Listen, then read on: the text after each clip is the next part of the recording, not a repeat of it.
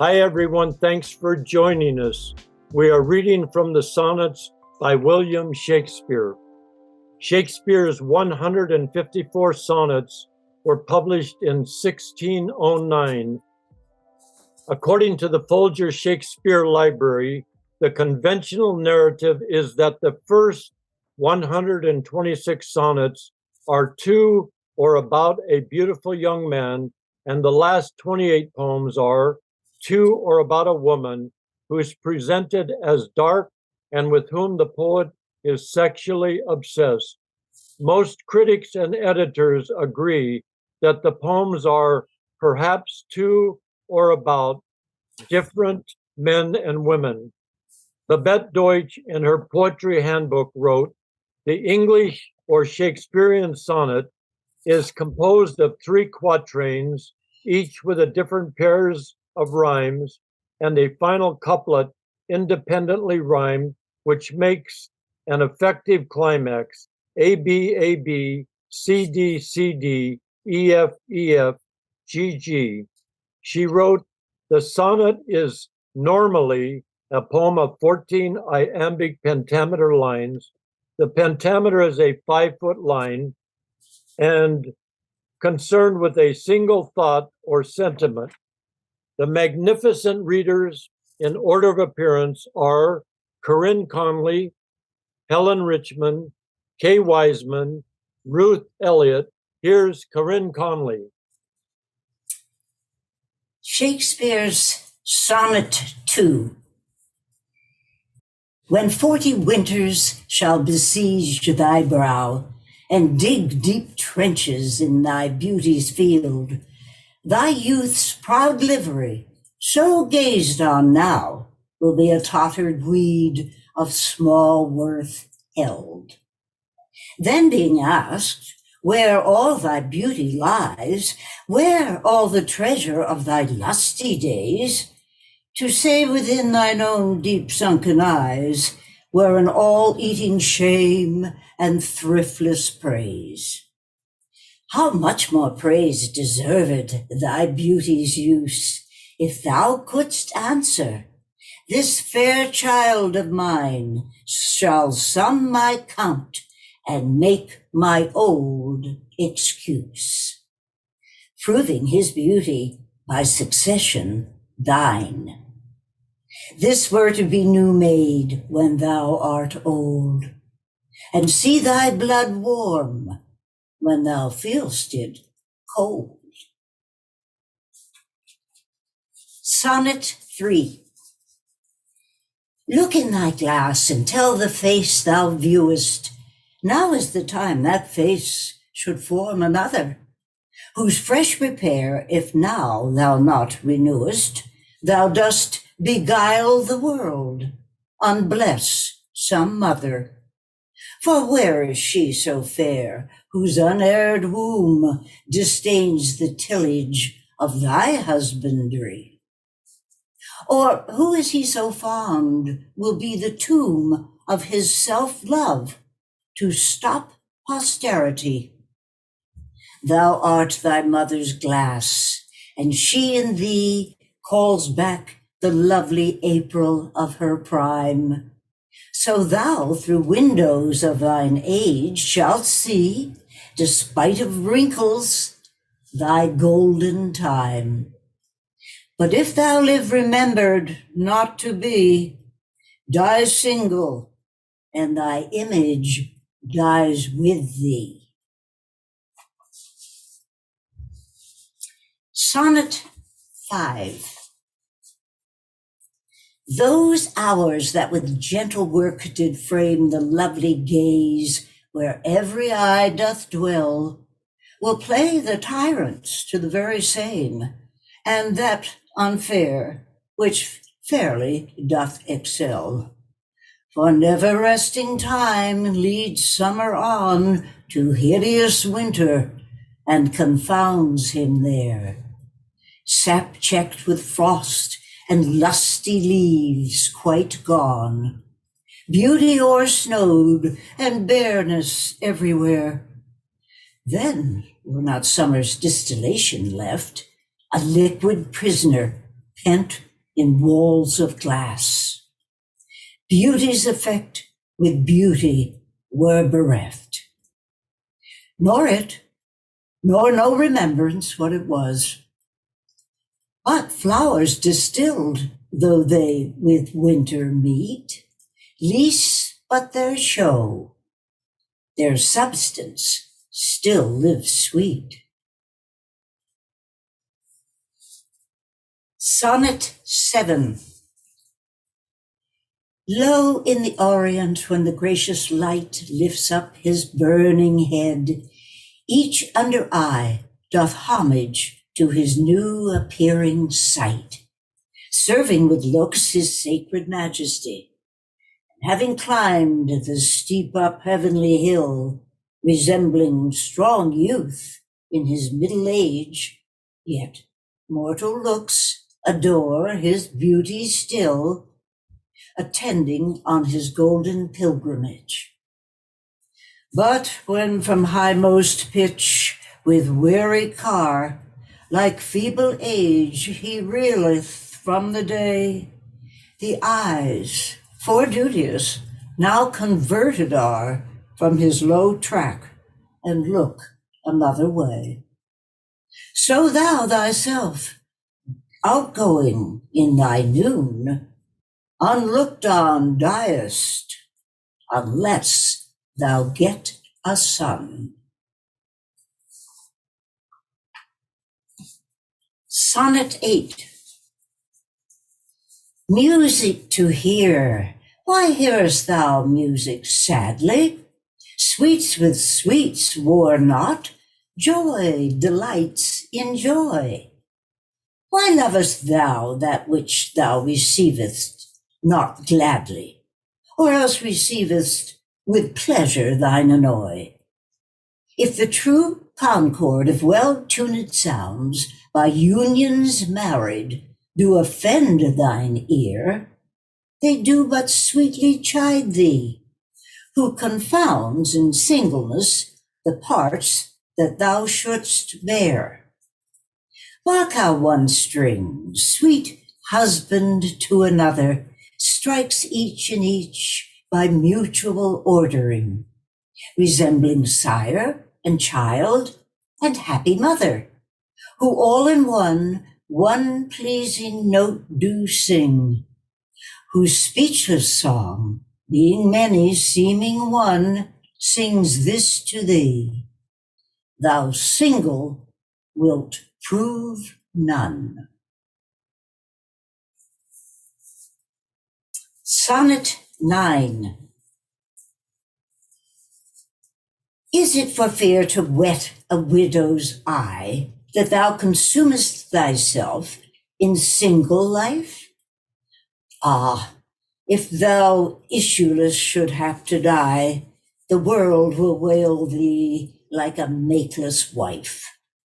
The world will be thy widow and still weep that thou no form of thee hath left behind, when every private widow well may keep by children's eyes her husband's shape in mind. Look what an unthrift in the world doth spend, shifts but his place, for still the world enjoys it. But beauty's waste hath in the world an end, and kept unused, the user so destroys it. No love towards others in that bosom sits, that on himself such murderous shame commits. Sonnet 14. Not from the stars do I my judgment pluck, and yet methinks I have astronomy, but not to tell of good or evil luck, of plagues, of dearths, or seasons' quality. Nor can I fortune to brief minutes tell, pointing to each his thunder, rain, and wind, or say with princes, if it shall go well, I oft predict that I in heaven find. But from thine eyes my knowledge I derive, and constant stars, in them I read such art as truth and beauty shall together thrive. If from thyself to store thou wouldst convert, or else of thee this I prognosticate, thy end is truth's and beauty's doom and date. Sonnet 15. When I consider everything that grows, holds in perfection but a little moment, that this huge stage presenteth naught, but shows whereon the stars in secret influence comment. When I perceive that men as plants increase, cheered and checked even by the self-same sky, vaunt in their youthful sap, at height decrease, and wear their brave state out of memory. Then the conceit of this inconstant stay sets you most rich in youth before my sight, where wasteful time debateth with decay to change your day of youth to sullied night, and all in war with time for love of you, as he takes from you, I engraft you new. Sonnet 18. Shall I compare thee to a summer's day? Thou art more lovely and more temperate. Rough winds do shake the darling buds of May, and summer's lease hath all too short a date. Sometime too hot the eye of heaven shines, and often is his gold complexion dimmed, and every fair from fair sometime declines by chance or nature's changing course untrimmed. But thy eternal summer shall not fade, nor lose possession of that fair thou owest, nor shall death brag thou wanderest in his shade, when in eternal lines to time thou growest. So long as men can breathe and eyes can see, so long lives this, and this gives life to thee. Sonnet 19. Devouring time, blunt thou the lion's paws, and make the earth devour her own sweet brood. Pluck the keen teeth from the fierce tiger's jaws, and bum the long-lived phoenix in her blood. Make glad and sorry seasons as thou fleets, and do whate'er thou wilt, swift-footed time, to the wide world and all her fading sweets. But I forbid thee one more heinous crime. Oh, carve not with thy hours my love's fair brow, nor draw no lines there with thine antique pen. Him in thy course untainted do allow for beauty's pattern to succeeding men. Yet do thy worst, old time, despite thy wrong. My love shall in my verse ever live young. Sonnet 29. When in disgrace with fortune and men's eyes, I all alone beweep my outcast state, and trouble deaf heaven with my bootless cries, and look upon myself and curse my fate, wishing me like to one more rich in hope, featured like him with friends possessed, desiring this man's art and that man's scope, with what I most enjoy contented least. Yet in these thoughts myself almost despising, haply I think on thee, and then my state, like to the lark at break of day arising from sullen earth, sings hymns at heaven's gate. For thy sweet love remembered such wealth brings, that then I scorn to change my state with kings. Sonnet 30. When to the sessions of sweet silent thought I summon up remembrance of things past, I sigh the lack of many a thing I sought, and with old woes new wail my dear time's waste. Then can I drown an eye unused to flow, or precious friends hid in death's dateless night, and weep afresh love's long since cancelled woe, and moan the expense of many a vanished sight. Then can I grieve at grievances foregone, and heavily from woe to woe tell o'er the sad account of fore bemoaned moan, which I knew paid, as if not paid before. But if the while I think on thee, dear friend, all losses are restored, and sorrows end. Sonnet 33. Full many a glorious morning have I seen flatter the mountain tops with sovereign eye, kissing with golden lace the meadows green, gilding pale streams with heavenly alchemy, anon permit the basest clouds to ride with ugly rack on his celestial face, and from the forlorn world his visage hide, stealing unseen to west with this disgrace. Even so, my sun one early morn did shine with all triumphant splendor on my brow. But out, alack, he was but 1 hour mine. The region cloud hath masked him from me now. Yet him for this my love no whit disdaineth. Sons of the world may stain when heaven's sun staineth. Sonnet 35. No more be grieved at that which thou hast done. Roses have thorns, and silver fountains mud. Clouds and eclipses stain both moon and sun, and loathsome canker lives in sweetest bud.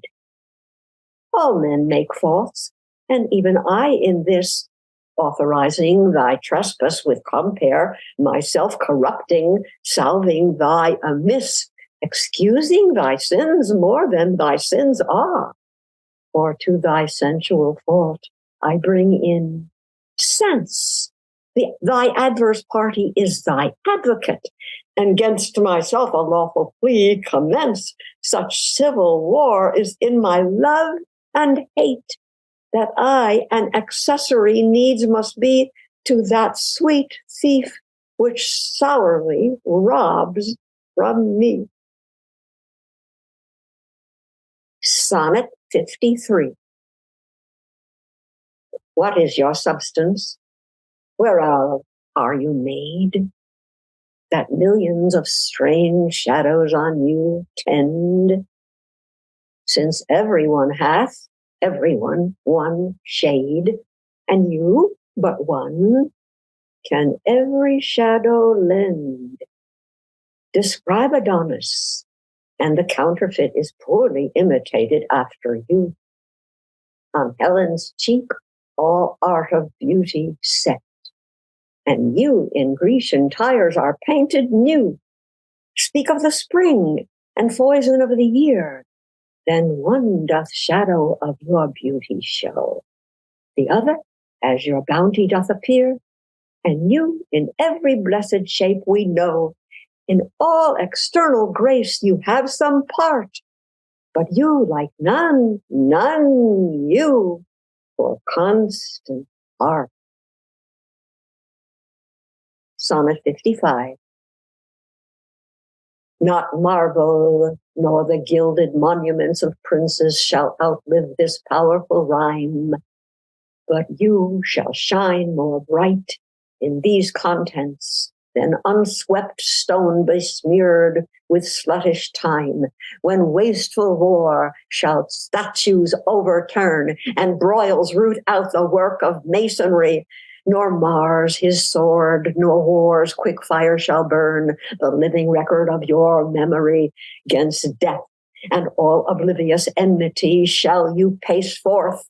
Your praise shall still find room, even in the eyes of all posterity, that wear this world out to the ending doom. So, till the judgment that yourself arise, you live in this and dwell in lover's eyes. Sonnet 56.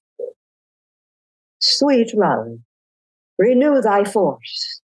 Be it not said thy edge should blunter be than appetite, which but today by feeding is allayed, tomorrow sharpened in his former might.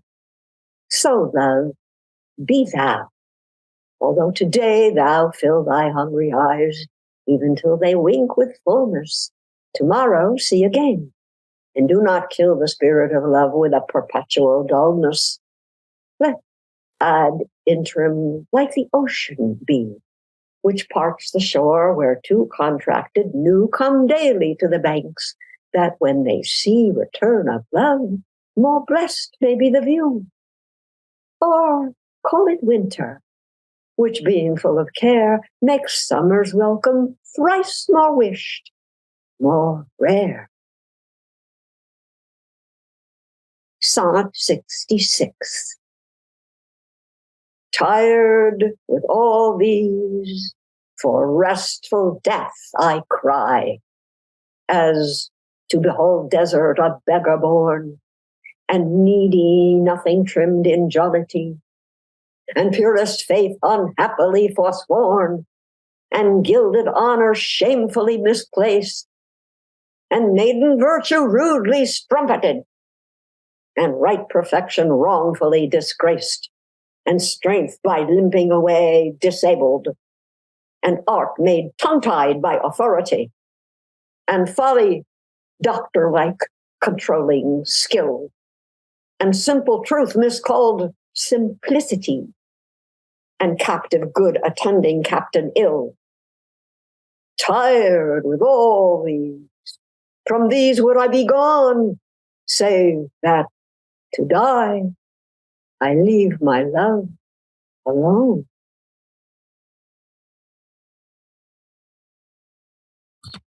Sonnet 73.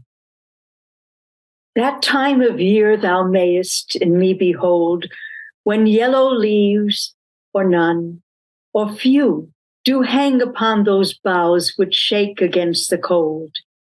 Bare ruined choirs, where late the sweet bird sang in me. Thou seest the twilight of such day, as after sunset fadeth in the west, which by and by black night doth take away, death's second self that seals up all in rest. In me, thou seest the glowing of such fire, that on the ashes of his youth doth lie, as the deathbed wherein it must expire, consumed with that which it was nourished by. This thou perceivest, which makes thy love more strong, to love that well which thou must leave ere long. Sonnet 76. Why is my verse so barren of new pride, so far from variation or quick change? Why with the time do I not glance aside to newfound methods and to compounds strange? Why write I still all one, ever the same, and keep invention in a knotted weed, that every word doth almost tell my name, showing their birth and where they did proceed? Oh, no, sweet love, I always write of you, and you and love are still my argument. So all my best is dressing old words new, spending again what is already spent. For as the sun is daily new and old, so is my love, still telling what is told. Sonnet 86.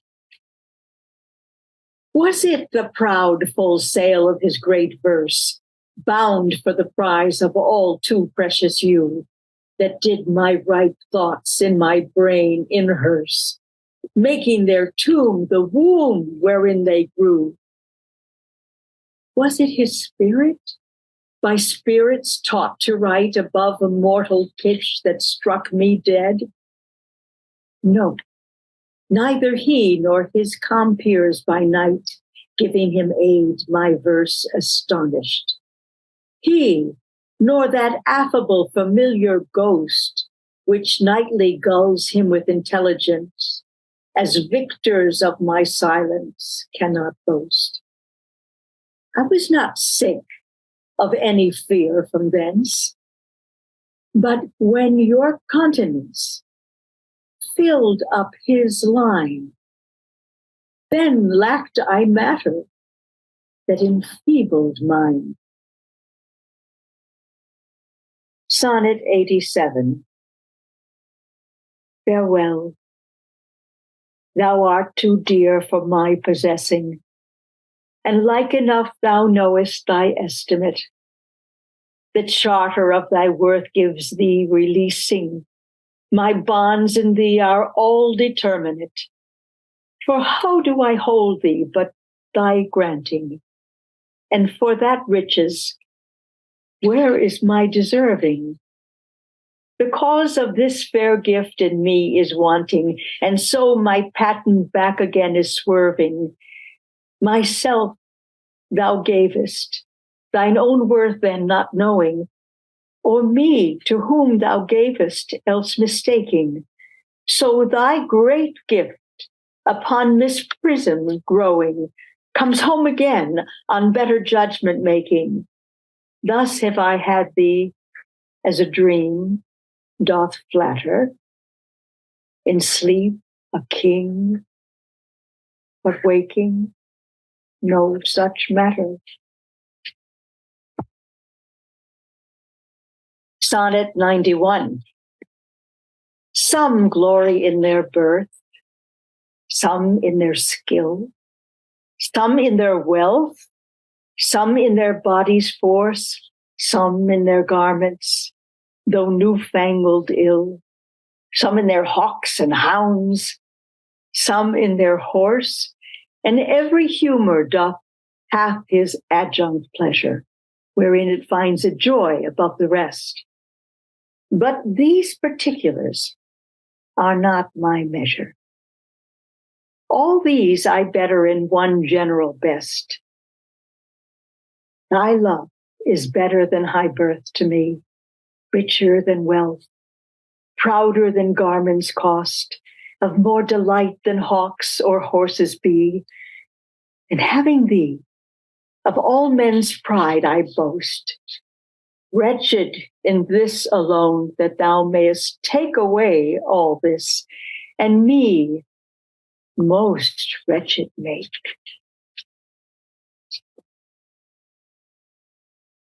Sonnet 94.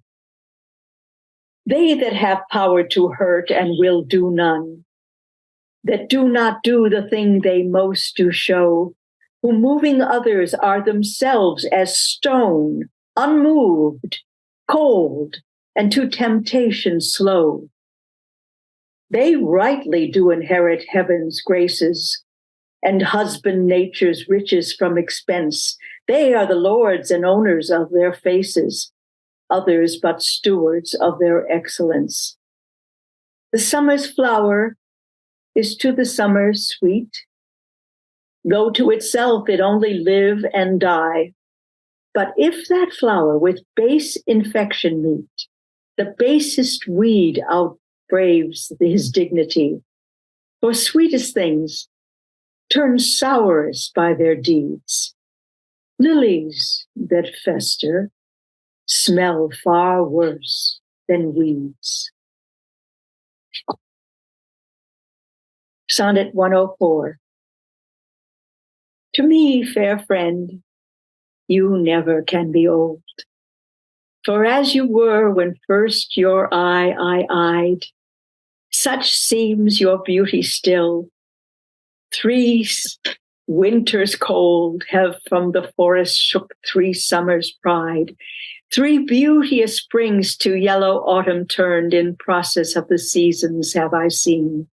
3 April perfumes in 3 hot Junes burned, since first I saw you fresh, which yet are green. Ah, yet doth beauty, like a dial hand, steal from his figure, and no pace perceived. So your sweet hue, which methinks still doth stand, hath motion, and my eye may be deceived. For fear of which, hear this, thou age unbred, ere you were born, was beauty's summer dead. Sonnet 104. Not mine own fears, nor the prophetic soul of the wide world dreaming on things to come, can yet the lease of my true love control.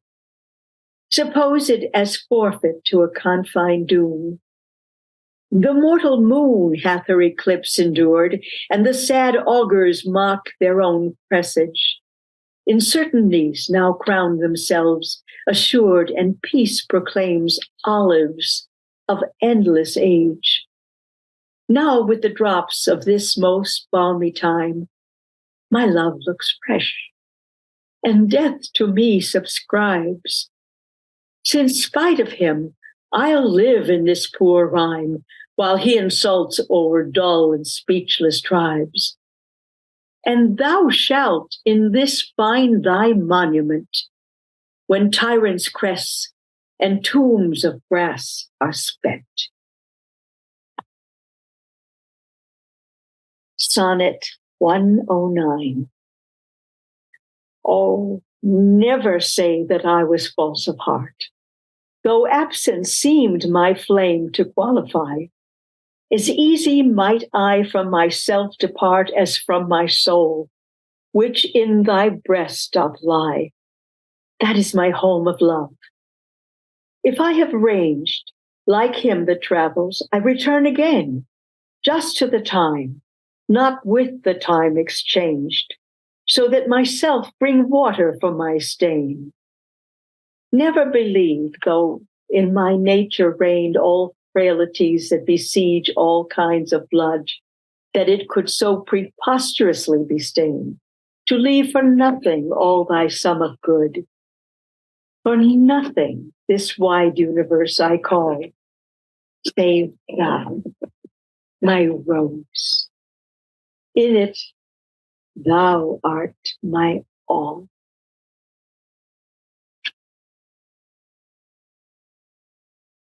Sonnet 112. Your love and pity doth the impression fill, which vulgar scandal stamped upon my brow. For what care I who calls me well or ill? So you o'ergreen my bad, my good allow. You are all the world, and I must strive to know my shames and praises from your tongue. None else to me, nor I to none alive, that my steeled sense or changes right or wrong. In so profound abysm I throw all care of others' voices, that my adder's sense to critic and to flatterer stopped are. Mark how with my neglect I do dispense. You are so strongly in my purpose bred, that all the world besides methinks are dead. Sonnet 116. Let me not to the marriage of true minds admit impediments. Love is not love which alters when it alteration finds, or bends with the remover to remove. Oh no, it is an ever fixed mark that looks on tempests and is never shaken. It is the star to every wandering bark, whose worth's unknown, although his height be taken. Love's not time's fool, though rosy lips and cheeks within his bending sickle's compass come. Love alters not with his brief hours and weeks, but bears it out even to the edge of doom. If this be error and upon me proved, I never writ, nor no man ever loved. Sonnet 121. 'Tis better to be vile than vile esteemed, when not to be receives reproach of being, and the just pleasure lost which is so deemed, not by our feeling, but by others' seeing. For why should others' false adulterate eyes give salutation to my sportive blood? Or on my frailties, why are frailer spies, which in their wills count bad that I think good? No, I am that I am, and they that level at my abuses reckon up their own. I may be straight, though they themselves be bevel.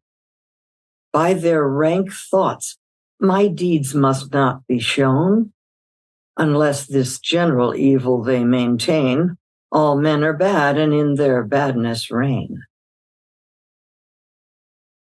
Sonnet 129.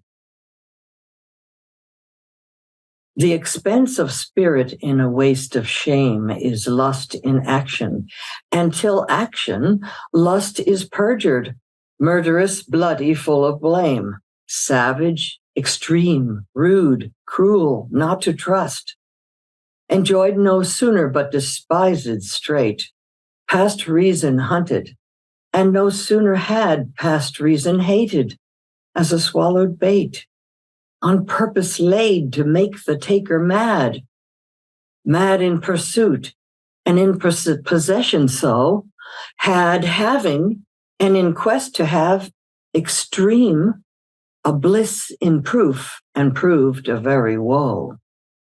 Before a joy proposed, behind a dream.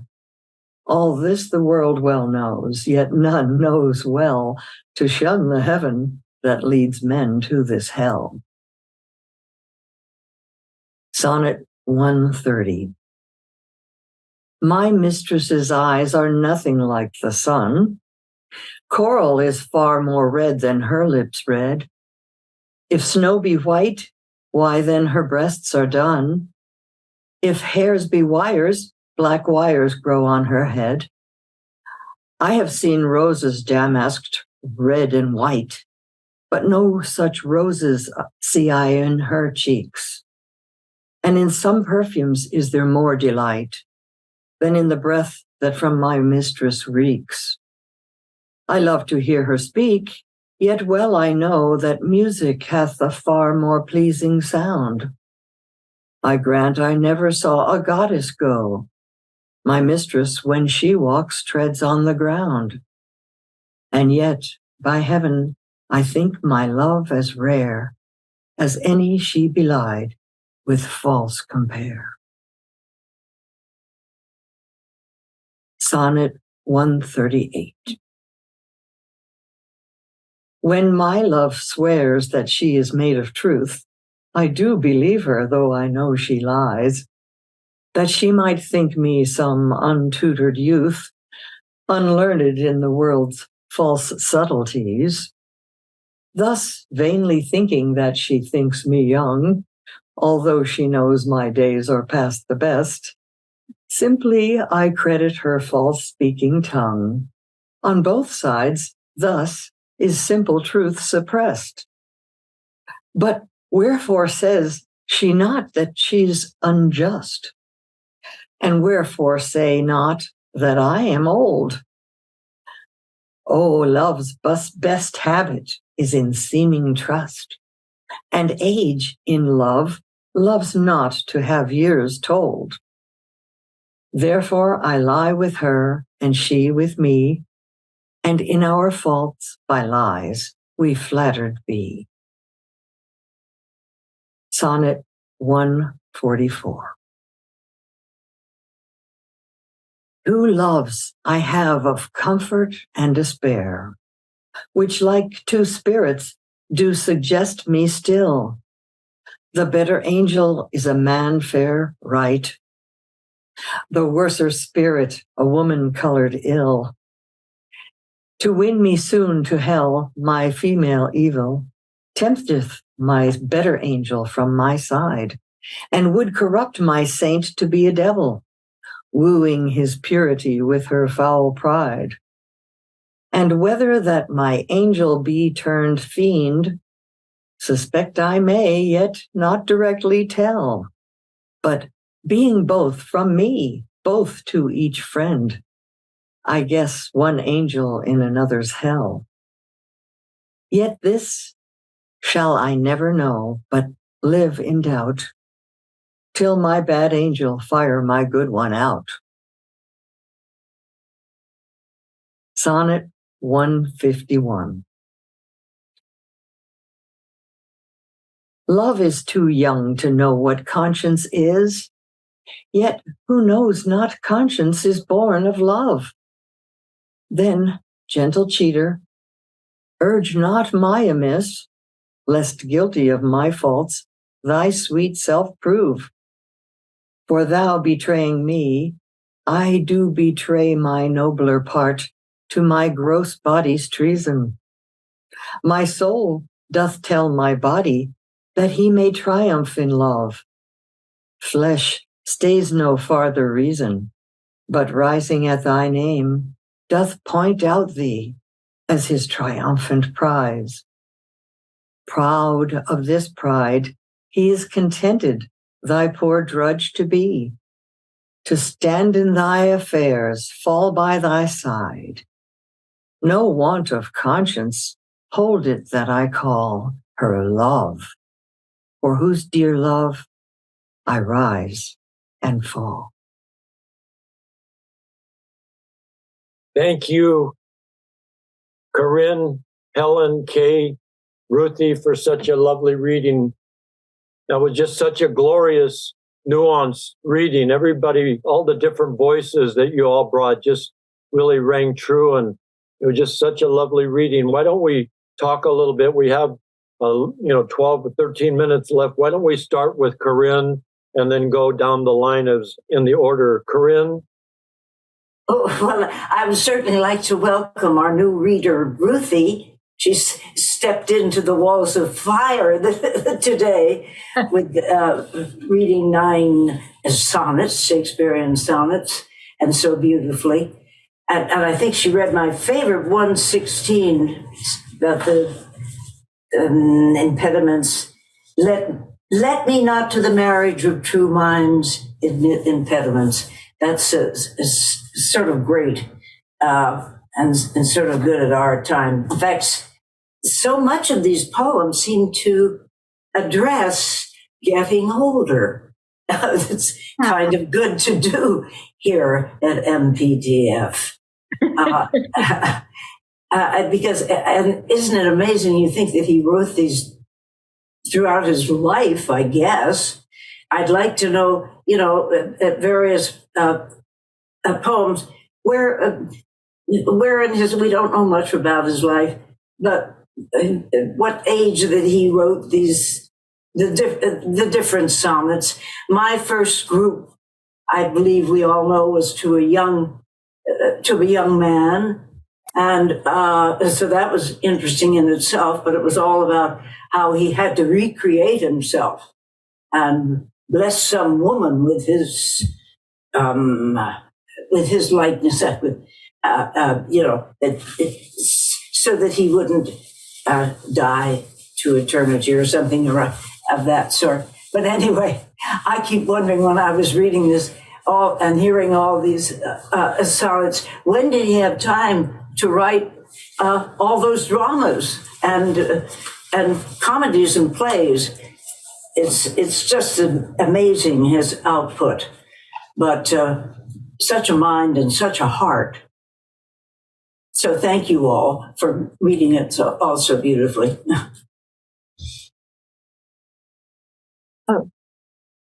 To address what you just said, Corinne, about when did he have time, I recently learned that there was, at that time in England, a plague. And therefore, Shakespeare could not keep writing plays because there was no audience. They couldn't gather. There was a plague. And it was at that time that he turned to writing sonnets. It's a very good thought you had. Where did he ever get that time? Yeah. And COVID. It was COVID. Yeah. It's an interesting thought.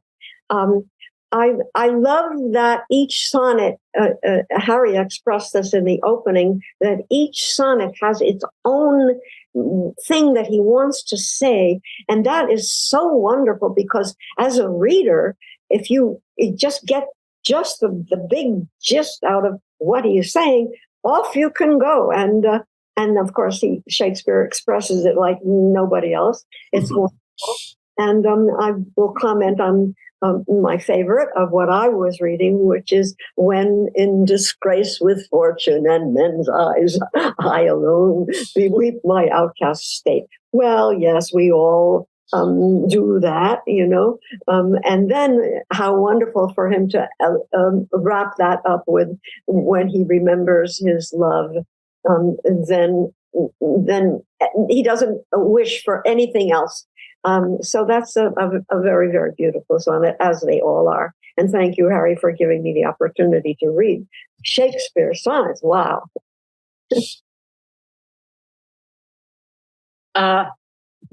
Am I unmuted? Yes. Yes. Yay. Well, I was thrilled to be able to read Shakespeare sonnets too. Oh, Ruthie, welcome. So lovely to have you. So nice. And boy, you really went in the fire doing Shakespeare for your first one, and it was beautiful. It was very nice. So the one that I loved very much that I got to read was, when I was trying to look for it now, was the one where he says that I'm sorry that I wasn't there more. But he was an actor. And he was performing and he was writing plays. And so in that sonnet, he apologized to his love and says at the end, but you are my rose, you are my everything. And I was not faint of heart or whatever, however he said it. I was thrilled to read Shakespeare because I've never been exposed to being in a Shakespearean play or to read the sonnets, except myself in my own little corner, trying to figure out what they meant. So it meant an awful lot to me to be able to have this opportunity. Thank you very much, Harry. It was difficult, but very, very exciting to see it come alive in my mind. And then to be able to understand it when first I pick it up and do not. And then it's a very joyful feeling, very rewarding. Thank you. Oh, that's beautiful. I am so grateful too that you welcomed me to be in this group. And I loved all of your readings. You all brought something beautiful and more meaningful to all the sonnets. And being my first time reading these out loud, except for in high school when we were learning them, it's wonderful to get new light on the meanings that are so many times misunderstood or just overlooked by most people who don't pay attention to the Shakespeare sonnets. So this has really been a wonderful experience to get back into them. Thank you so much. Thank you, Ruthie. And Kay mentioned 109, and that's my favorite one too. And in that, it ends where, for nothing this wide universe I call, save thou my rose, and thou art my all. And I just love that. And then in 104, he says, to me, fair friend, you never can be old. Yes. And so he was born in 1564, and these came out in 1609, so that's 34, 45. So he must have written them sometimes 1890s when he was 26 to 35, somewhere in that period. But all the lines, Helen mentioned the one, Fortune in Men's Eyes, and, there was a play written with that title. And there's just so many memorable lines. I mean, we remember so many of these lines. Shall I compare thee to a summer's day? I mean, we remember these just as we do the soliloquies of Hamlet or Lear. And it's just such a nuance and the ambiguity too. I mean, at the end of most of these sonnets, there is still it's not all sewed up tight. There's ambiguity. And, in 91, he wrote, thy love is better than a high birth to me. Just the meaning of love, right? That exceeds everything else. And how the immortality of the poetry that he has written will survive past some of these other things that we hold dear, or some people hold dear in their lives. So it's just been such a wonderful reading, and, we could talk about all the different lines that they have. And, writing to someone he loved too, right? Oh, sweet love, I write, etc. But we have a couple more minutes. Corinne, what else would you like to add?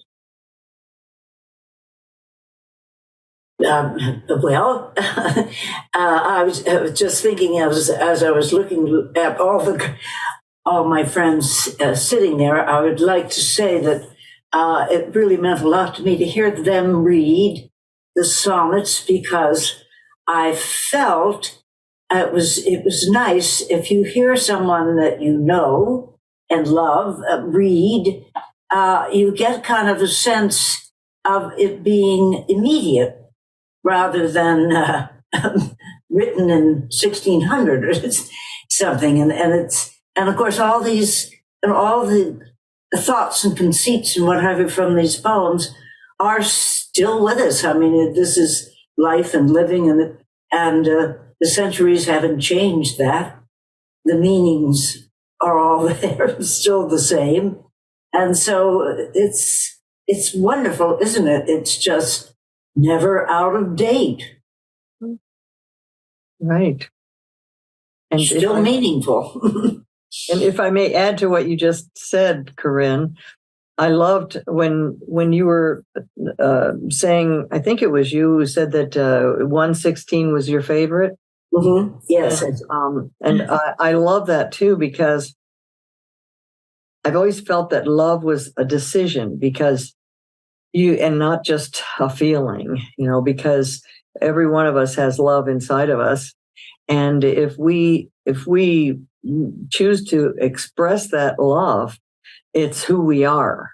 And so it doesn't fade, thy eternal summer shall not fade, Mm-hmm. It's something that we acknowledge in the other person as something that is there eternally, So I love that. I just love all the sonnets, and they express so much. And that one is one of my favorites as well. Mm-hmm. Good. Jennifer? We only have a couple minutes left, and normally at this point I ask, hey, what's coming up next week? But before I do that, thank you all. And Ruthie, what you just said about love being a decision, it really resonates with me, because I have the social workers of MPTF very much on my heart these days. They are just inundated with heartbreaking stories, and they are trying to help literally thousands of people who have been impacted during the work stoppage. And they decide every time they pick up that phone to bring a fresh ear and a fresh slate to whatever story is about to hit them. They make the decision to support this community, and that is an act of love every single time they do that. So, yeah, just thank you. Harry, what's up next week? Well, yes, I just wanted to add one thing to what you said. There's also, like Shakespeare said in 15, he said, when I consider everything that grows holds in perfection but a little moment. I mean, also, it's like a rose being born right there at that moment. You capture that too, even though it is eternal, obviously, as Ruthie and Jennifer have said. But next week, we have two marvelous poets. They've been here before, Jim Moore from Minneapolis and Sarah McClay, who teaches at Loyola. And they're both fabulous poets. They will be with us. So thank you very much. Once again, Corinne Conley, Helen Richman, Kay Weissman, Ruth Elliott, and obviously our director, Jennifer Clymer. Thank you very much. Thank you, guys. Thank you. Look forward to seeing you soon. Beautiful performances, everybody. Just lovely.